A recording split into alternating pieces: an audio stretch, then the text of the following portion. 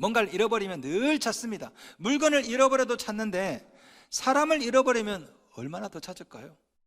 잃어버린 자를 찾고자 하는 그런 안타까운 마음, 이것을 설명하기 위해서 비유로 드신 것이 뭡니까? 누가복음 15장에 나오는 잃은 양 비유, 잃은 드라크마 비유, 잃은 아들 비유, 세 가지 비유죠.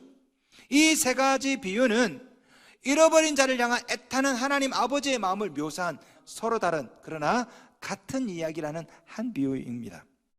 자, 이렇게 잃어버린 자를 찾기 위해서 우리 하나님께서 보낸 분이 계십니다. 누굴까요? 예수님이죠. 예수님. 예? 우리 예수님께서 이 세상에 2000년 전에 오셨습니다. 왜 왔을까요? 예수께서 오신 이유는 기독교라는 종교를 창설하기 위해서도 아니고, 우리 예수께서 이 세상에 오신 이유는 잃어버린 자를 찾기 위해서 오셨어요. 자, 오늘 본문을 보시면 우리 주님이 분명히 말씀하십니다. 19장 10절, 인자가 온 것은 잃어버린 자를 찾아 구원하려 함이니라. 잃어버린 자가 누굽니까? 여기서 하나님의 품을 떠난 자죠.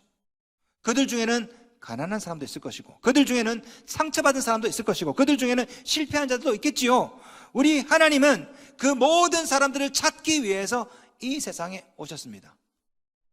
이 세상에 불행한 사람이 있는 한 우리 하나님은 행복할 수가 없는 거죠. 잃어버린 자가 있는 한 우리 하나님은 행복할 수가 없습니다. 이런 하나님의 마음을 비유로 나타낸 게 뭡니까? 그게 바로 탕자의 비유 아닙니까? 아들이 저기 멀리 나갔어. 아들이 안 돌아와.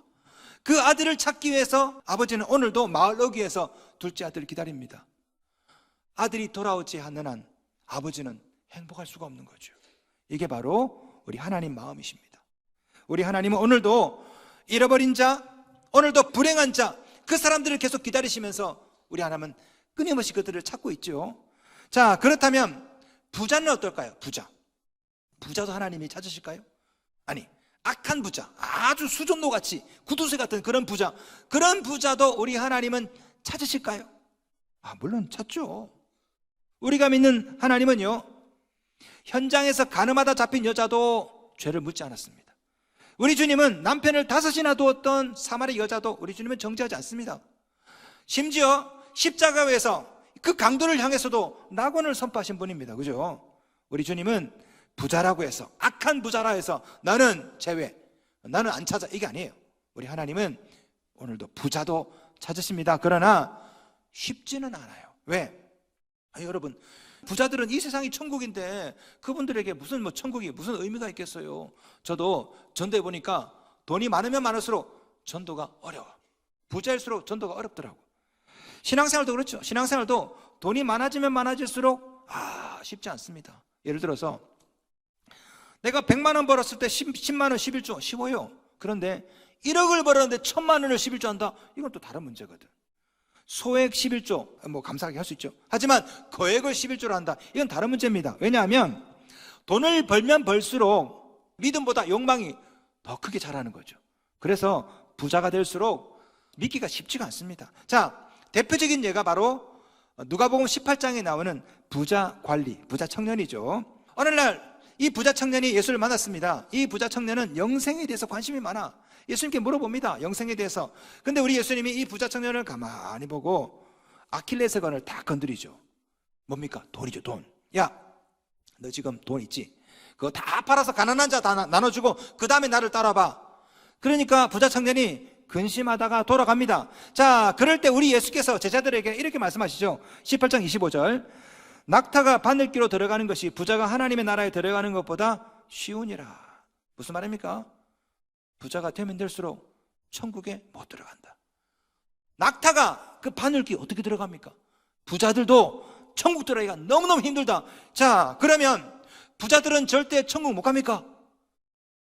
제자들이 깜짝 놀랐어요. 18장 26절, 그런즉 누가 구원을 얻을 수 있나이까? 놀라서 물어봅니다. 그러니까 예수님께서 이렇게 말씀하십니다. 18장 27절, 이르시되 무릇 사람이 할 수 없는 것을 하나님은 하실 수 있느니라. 자, 무슨 말입니까? 부자들은 돈 때문에 천국 못 가. 쟤네들은 글렀어. 그런데 쟤네들이 못하는 것을 하나님은 할 수 있다는 거예요. 다시 말해서 하나님이 역사하면 그 어떤 악한 부자라 할지라도 변화되어서 얼마든지 갈 수 있다. 대표적인 예가 누굴까요? 바로 삭개오죠. 삭개오.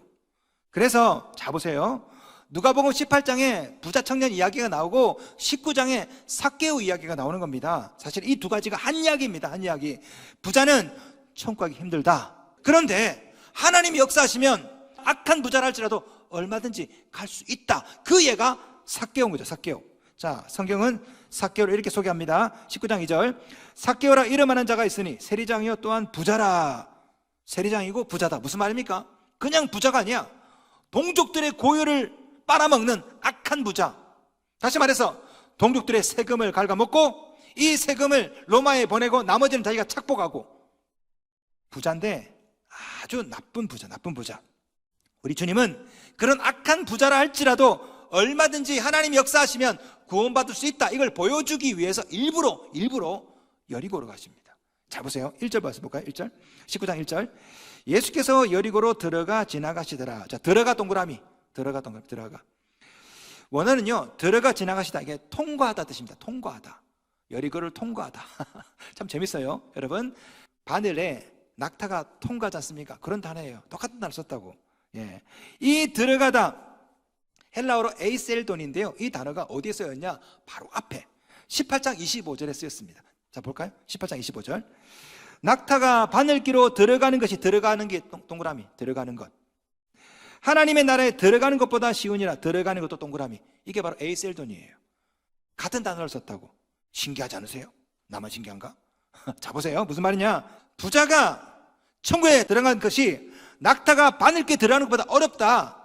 그런데 하나님은 할 수 있다. 사람은 못해. 하나님 역사는 할 수 있다. 이걸 보여주기 위해서 일부러 삭개오를 찾으러 여리고로 가신 거죠. 그러면서 여리고로 들어갔다, 통과했다라는 단어를 쓴 거예요.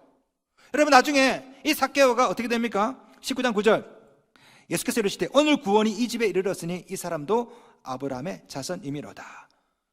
삭개오가 구원받았죠. 바늘길을 통과한 낙타가 누굽니까? 바로 삭개오라는 것입니다.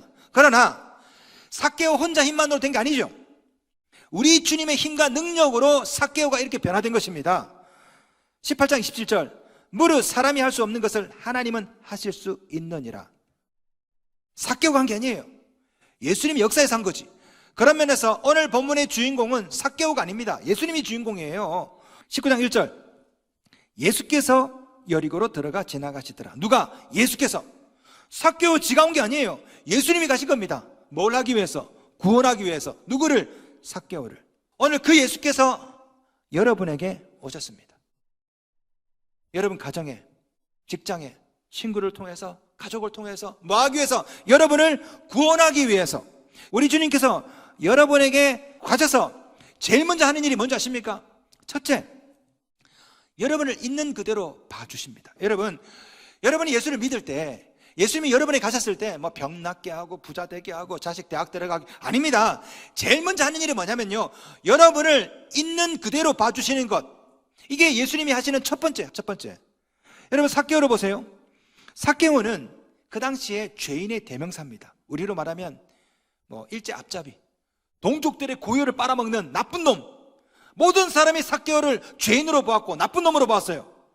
그런데 오늘 본문을 보시면 이 삭개오랑 예수님이 처음 만날 때 성경은 이렇게 기록하고 있습니다. 말씀 보겠습니다. 19장 5절. 예수께서 그곳에 이르사 쳐다보시고, 자, 쳐다보시고 동그라미, 쳐다보시고. 야, 이 쳐다보셨다, 이 말은 헬라어 원어로 아나블레포인데요. 이 아나는 up, 위란 뜻입니다. 블레포는 보다라는 뜻입니다. 아나블레포, 위로 올려다 본 거죠. 아나블레포. 제가 이것을 사전에 찾아보니까 다시 보다. 그 사람 다시 봤어. 아나블레포. 그리고 이 아나블레포는 굉장히 우러러보다, 이 뜻이 있습니다. 여러분, 이 성경이 지금 개역 개정판이죠. 이전의 번역은 이거를 이렇게 기록했습니다. 개역판입니다. 19장 5절. 예수께서 그곳에 이르사 우러러보시고. 제가 볼 때는 이전 번역이 더 좋아. 이전 번역이. 왜 이걸 손대가지고 더 나쁘게 번역했는지 몰라. 아나블레포는 뭡니까? 우러러보는 거. 자, 보세요. 모든 사람이 삭개오를 내려다봤습니다. 키도 작지만 죄인이잖아요. 모든 사람이 내려다봤다고. 그런데 오늘 본문에 보시면요, 우리 주님은 삭개오를 우러러보셨어요. 아나블레포, 우러러보시고. 우리 주님 이 시간에 여러분을 우러러보십니다. 우러러보신다고. 세상 사람들은 여러분을 외모나 돈, 실력으로 평가하죠. 그죠?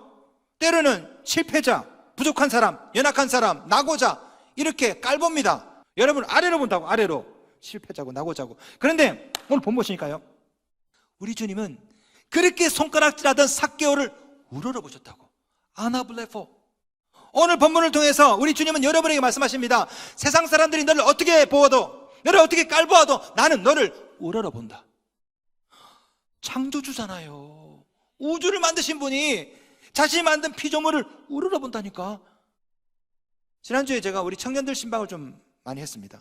우리 청년들 중에 신방 상담을 하다 보니까 많은 청년들이 진로 때문에 고민해. 그들 중에 열등감이 있어, 패배감이 있어, 취업이 안 돼서 막 고민해. 어떤 청년은, 어떤 사람은 진로 때문에 고민해. 어떤 사람은 또 결혼을 못해서 고민해. 수민아, 네 얘기 아니다. 예. 결혼을 못해. 예. 어떤 사람은 열등감에, 어떤 사람은 극단적인 생각을 막 하기도 하고요. 따지고 보면 그 모든 고민은 다 사람들이 나를 어떻게 보느냐에 관한 그 고민 아닙니까? 아니, 청년들 말고 여러분, 지금 여러분이 하는 고민들 99.9%가 다 뭐예요? 사람들이 여러분을 어떻게 보느냐, 이거에 관한 고민이라고. 대기업에 취직하지 못한 나, 연봉이 3천도 안 되는 나, 결혼도 하지 못한 나, 집안이 불화한 나, 이 모든 게 다 뭡니까? 사람들이 바라보는 그 시선 때문에 고민하는 거 아니에요. 사람들이 여러분을 아래로 내려다봅니다. 아이고, 이것 때문에 참을 수가 없거든. 자존심이 상했어. 열등감 때문에. 그러나 우리 주님은 여러분을 있는 그대로 보십니다. 그리고 삭개오를 우러러보신 것처럼 오늘 이 시간에 사람들은 너를 어떻게 아래로 내려본다 할지라도 나는 너를 우러러본다. 다시 한번 19장 5절 말씀, 개역성경. 예수께서 그곳에 이르사 우러러보시고. 이 5만 원짜리가 있는데요, 자, 이 5만 원짜리를 제가 구겨보겠습니다. 얼마죠? 5만 원이에요. 5만 원은 아무리 구겨도 5만 원이 4만 원 될 수는 없습니다. 구겨줘도. 자, 여기에 뭐 좀 똥이 묻었다 칩시다. 얼마일까요? 5만 원입니다. 여러분, 이게 펴졌다고 해서 6만 원입니까? 5만 원이죠. 구겨졌다 해서 4만 원이에요? 5만 원이죠. 우리 주님이 그렇게 보시는 거예요. 여러분 인생이 좀 구겨질 수 있어. 그러나 여러분의 가치는 변함이 없어요. 이 세상에 그 어떤 사람도 함부로 무시당할 만큼 그렇게 절망적이고 형편없는 사람은 하나도 없습니다. 왜 우리 주님께서 이 삭개오를 우러러보셨을까? 왜? 아무리 사람들이 비난하는 줄 알지라도 우리 주님은요, 이 삭개오가 1200조분의 확률을 뚫고 태어난 사람인 걸 봤거든요. 그러니까 우리 주님께서 보실 때는, 야, 신기하다. 야, 희한하다, 삭개오야. 너는 1200조분의 1의 확률을 뚫고 태어났구나. 사람들이 뭐라 불러도 우리 주님은 삭개오를 그렇게 귀한 존재로 보시는 거죠. 우리 동네에 새벽부터 돌아다니는 할아버지가 한 분 계세요. 여러분 아시죠? 제가 새벽기도 나올 때 돌아다니시거든요. 이렇게 돌아다니십니다. 새벽기도 끝나면 7시쯤 여전히 돌아다니십니다. 참 신기해요. 비가 오나 눈이 오나 늘 돌아다니시는데 돌아다니시다 멈추세요. 가만 멈추세요. 주무시는 것 같아. 서서. 그리고 또 이거 또 걸으시고, 하루 종일 근무 끝나고 오후에 5시 넘어서 퇴근할 때 보면 그분 또 걷고 계세요. 또 이렇게 걷고 이렇게. 제가 그분을 볼 때마다 가족은 누가 있을까? 자제분은 있을까? 저 할아버지는 왜 저렇게 불쌍하게 저렇게 비가 오나 눈이 오나 저렇게 동네를 돌아다니고 계실까? 참 불쌍하더라고. 그런 사람이라 할지라도 우리 주님은 우러러보십니다. 왜? 그 사람도 1200조분의 1의 확률로 태어난 분이거든. 자, 여러분이 무시하는 그 사람, 여러분이 미워하는 그 사람 함부로 미워하지 마세요. 그 사람도 1200조분의 1의 확률로 태어났다고. 우리 주님은 그 어떤 악한 사람이라 할지라도, 그 어떤 잔악무독한 사람이라 할지라도 적어도 1200조분의 1의 확률을 뚫고 태어났기 때문에 그냥 아래로 보지 않습니다. 우러러 보시지. 얼마 전에 트럼프 대통령이 한국인 근로자 300명을 쇠사슬로 묶어서 한국으로 추방한 적이 있죠. 저는요 정말 분노했습니다. 어떻게 한 인간을 저렇게 할 수 있을까? 누군가의 아내요, 누군가의 남편이요, 누군가의 아들인 그 사람들을 어떻게 쇠사슬에 묶어서 16세기, 17세기에 아프리카에서 흑인들을 쇠사슬로 묶어서 미국으로 데리고 왔잖아요. 이 사람들이 그런 버릇을 아직도 못 고쳐가지고 한국 사람 쇠사슬 도대체 무슨 죄를 지었다고. 저는 그것을 보면서 엄청난 분노감을 느꼈습니다. 인간 존재에 대해서 어떻게 저렇게 할 수가 있을까. 저는 우리 하나님께서 하늘에서 너무나 크게 분노하셨다고 저는 믿고 있어요. 진짜. 손흥민의 아버지 손흥정 씨 아시죠? 이분이 책을 썼습니다. 모든 것은 기본에서 시작된다라는 책이 있는데, 그 책에 손흥민 아버지가 손흥민에게 가르쳤던 내용이 나와요. 읽어드릴게요. 아버지가 손흥민한테, 축구선수 손흥민한테 이렇게 가르쳤대. 상대가 넘어지는 것을 보면 그 상황이 아무리 공을 툭 차면 골문으로 들어갈 수 있는 좋은 찬스라 해도 공을 바깥으로 차내라. 사람부터 챙겨라. 나는 축구선수이기 이전에 사람이다. 사람이 먼저다. 야, 멋있죠? 그러니까 위대한 축구선수가 나오는 거예요. 이게 우리 주님의 시각이죠. 사람이 먼저다. 넘어져 있으면 골 넣지 말고 사람부터 챙겨라. 여러분이 넘어졌을 때 세상 사람들은 여러분을 아래로 보죠. 아이고 실패자 나고자. 사람들은 여러분을 가진 것으로 평가하고 여러분을 다 아래로 본다고. 근데 우리 주님은요, 여러분 한 사람 한 사람을 천하보다 귀한 사람을 보시면서 우러러 보신다고. 와, 우리 주님께서 여러분에게 오셔서 제일 먼저 하는 일이 바로 이겁니다. 여러분을 우러러 본다고. 어떤 사람이라 할지라도. 그뿐 아니라 둘째, 여러분의 이름을 불러주세요. 우리는 세상에서 수많은 이름으로 불리며 살죠. 근데 가만히 보면 항상 우리는요, 누군가의 아빠, 누군가의 엄마, 혹은 직장에서 직책으로 불립니다. 김 부장, 김 과장.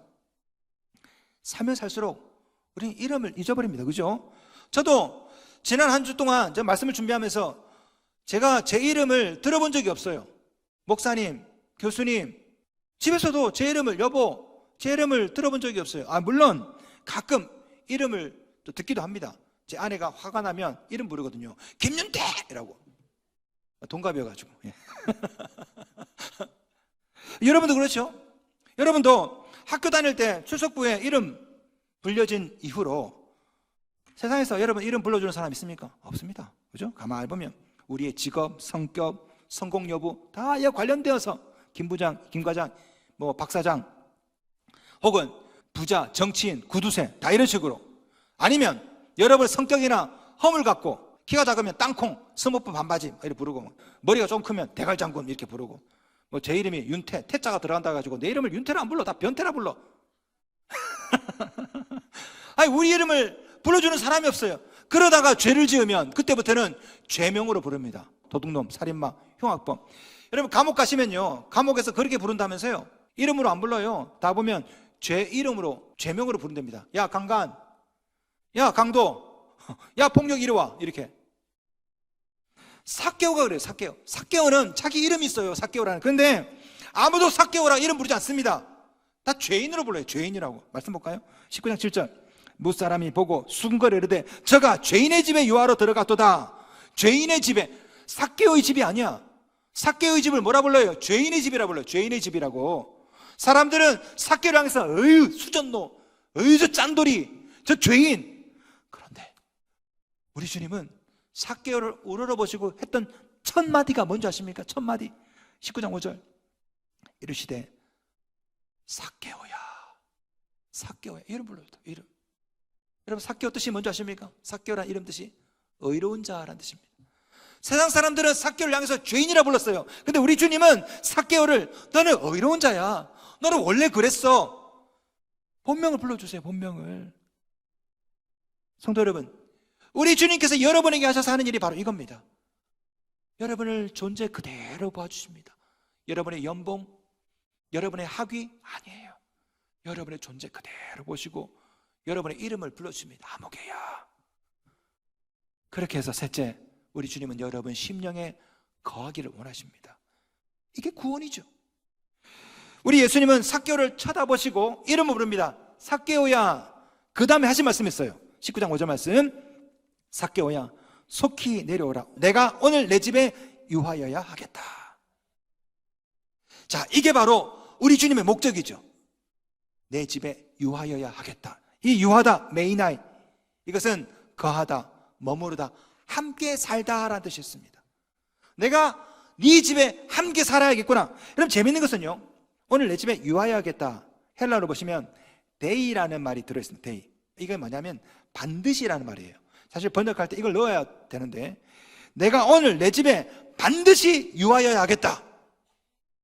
우리 주님께서 오늘 이 시간에 여러분에게 오셔서 여러분을 우러러 봐주시고 여러분 이름을 불러주시고 저를 통해서 여러분에게 말씀하십니다. 내가 삭개오의 집에 반드시 유했던 것처럼 오늘 나도 네 안에 반드시 유하고 싶다, 거주하고 싶다. 이게 바로 구원이거든요. 구원이 뭡니까? 구원은 영접이죠. 영접이 뭡니까? 예수님이 내 안에 사는 겁니다. 이것을 위해 우리 주님이 오셨거든요. 오늘도 우리 주님은 이 시간에 저를 통해서 여러분의 이름을 부르시면서 아무개야, 2000년 전에 내가 삭개오에게 했던 말을 내가 오늘 너에게 하겠다. 나는 네 집에, 네 마음에, 네 심령에 머물고 싶다. 내가 이를 위해서 왔노라. 우리 주님은 잃어버린 자를 찾아 구원하기 위해 이 세상에 오셨습니다. 19장 10절, 인자에 온 것은 잃어버린 자를 찾아 구원하려 함이니라. 여러분을 구원하기 위해서 이 시간에 여러분에게 오셨고, 여러분 있는 그대로 보시고 여러분의 이름을 불러주시면서 네 심령에 내가 유하고 싶다고 말씀하십니다. 그리고 이제는 또 다른 이 시대의 삭개오를 찾으십니다. 여러분 주위에 또 다른 삭개오가 있죠. 무시당하고 손가락질 당하는. 오늘 이 시간에 저를 통해서 여러분에게 부탁하십니다. 네가 가서 내가 삭개오를 만난 것처럼 너도 가서 그 사람을 만나 주어라. 그리고 내 마음을 좀 알려다오. 나는 네 가족, 네 친구, 걔 심령에도 반드시 머물고 싶다. 성도 여러분, 여러분이 좀 도와주십시오. 우리 주위에 있는 또 다른 삭개오, 그들 심령에 예수님이 머물 수 있도록.